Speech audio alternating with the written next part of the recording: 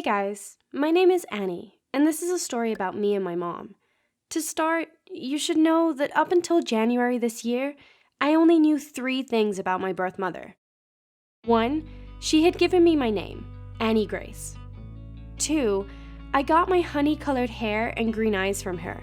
I figured this one out on my own. My dad has dark curly hair and blue eyes.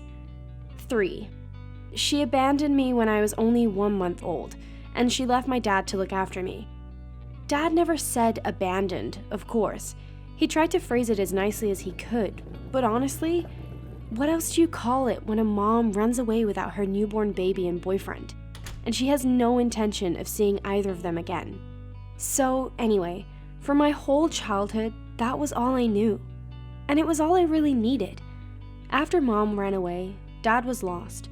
His best friend Alicia offered to let us move in with her so that she could take care of him and help him take care of me. And she did a really good job of it too. So good, in fact, that by the time I was 1, Alicia and Dad had fallen in love. Alicia is the one in all of my baby photos.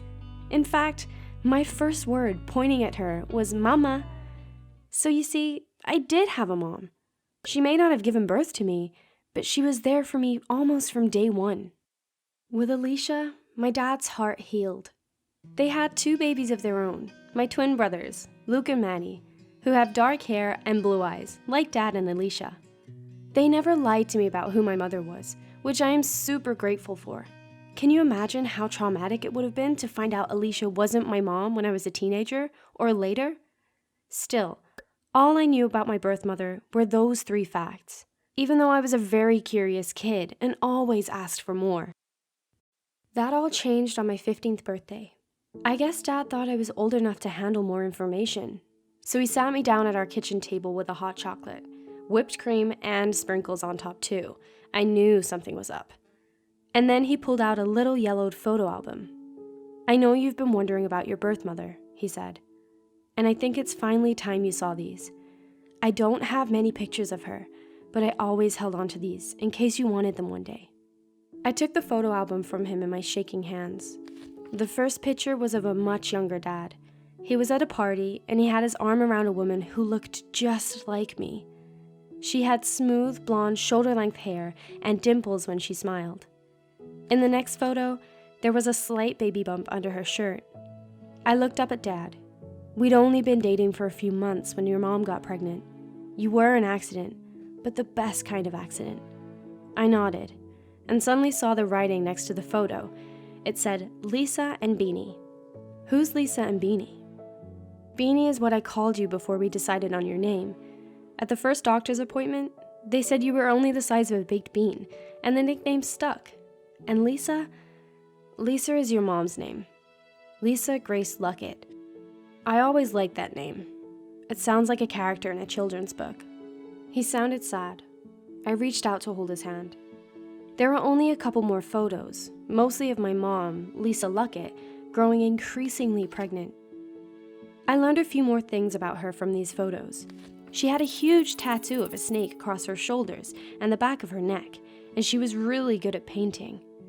Then, suddenly, on the last page, she was lying in a hospital bed, cradling a tiny bundle of blankets. "That's you," Dad said softly. "Little Annie Grace." That was the last photo.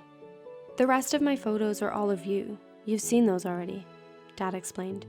I felt something warm and wet on my cheeks, and suddenly realized that I was crying. "Why didn't she want me?" I whispered. Dad held my hand tighter. "It's not that she didn't want you. She didn't want any of this. She didn't want to marry me. She didn't want to have a husband and family, or a house with a mortgage on it, or a 9-to-5 job, or even a dog that she had to feed. She was young and she didn't want to be tied down by anything, even a beautiful little baby girl. So she chose freedom, and I had to let her go." I nodded, looking down through my tears at the picture of my tiny baby self being cradled by Lisa Luckett and her snake tattoo. Dad made me another hot chocolate, and we sat there for a while, not really talking, just keeping each other company. Days and weeks passed, and my birth mother was still on my mind. I wondered if she ever thought about me. Late one night, I decided to search for her online. But what if she had gotten married and changed her name? Well, it was worth a try. I searched for Lisa Grace, and then Lisa Grace Luckett. A link popped up. It was an Instagram profile, and it was public. I clicked Open in App. The lady in the photos was older, but her hair was still blonde. Was it her? I scrolled until I found a picture of her in a bathing suit, and there it was, the snake tattoo across her shoulders. This was my mother. What should I do? Send her a message? I opened up the DMs bar.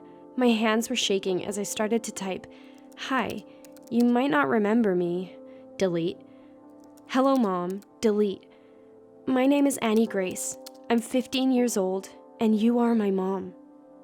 I stared at the message. This was my chance to finally talk to my real mom. Why didn't it feel right?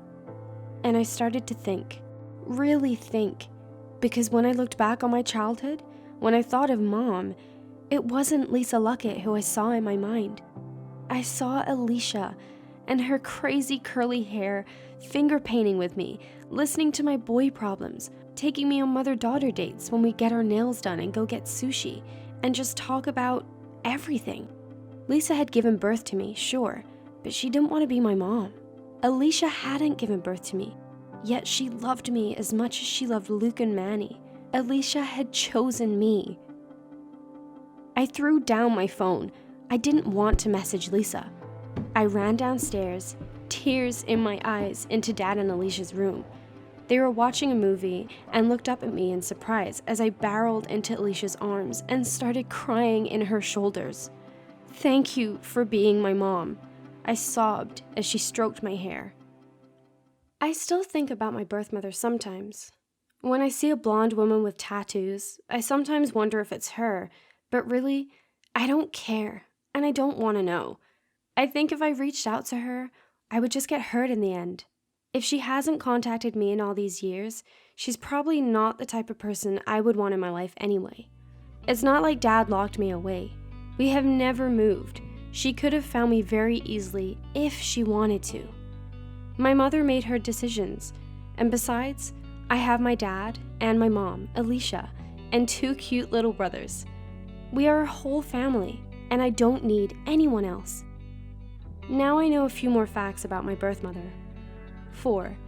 Her full name is Lisa Grace Luckett. 5. She has a snake tattoo. 6. From what I saw on her Instagram, she still goes to a lot of parties and festivals and doesn't have a family. 7. She didn't want to be a mom. She chose a different life, and that's the way it is. Some will say this is a sad story, but you know what? I'm not sad at all. Sure, I've never met my birth mother, but birth mother or not, I've always had Alicia.